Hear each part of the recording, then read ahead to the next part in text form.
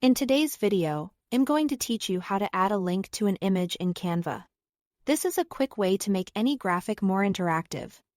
Whether you are sending people to a website, a product page, or even navigating between pages in a multi-page design, start by opening your design in Canva.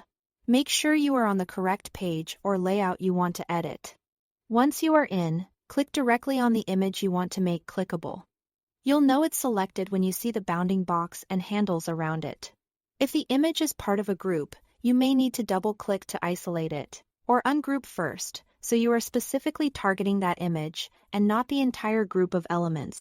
With the image selected, look for the link tool in the floating toolbar that appears above your design.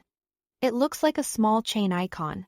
If you don't see it right away, click the three dots labeled More to expand the menu and choose Link from there. If you prefer keyboard shortcuts, you can jump straight to the link field by pressing Ctrl-K on Windows or Command+K on a Mac. This tool attaches a destination to the element you've selected, so anyone interacting with your design can click and go where you want them to. In the link field, type or paste the web address you want to use. Be sure it's correct and includes the full URL so it directs properly. Canva also lets you link to other pages within the same document, which is great for navigable presentations or interactive PDFs.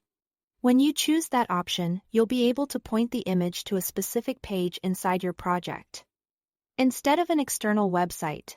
Once your link is in place, press Enter on your keyboard or click Done to apply it. When you reselect the image, you'll see the link displayed in the toolbar, confirming it's attached. If you need to change it later, open the link tool again to edit, update, or clear the link entirely. A couple of quick tips as you finish up. Links are designed to work when your design is viewed digitally. They'll be active in formats like presentations, websites, and PDFs. If you export as a static image, such as JPG or PNG, the link won't be clickable in that file type. Keep that in mind when you choose how to share or download your design. That's all there is to it. Thanks for watching.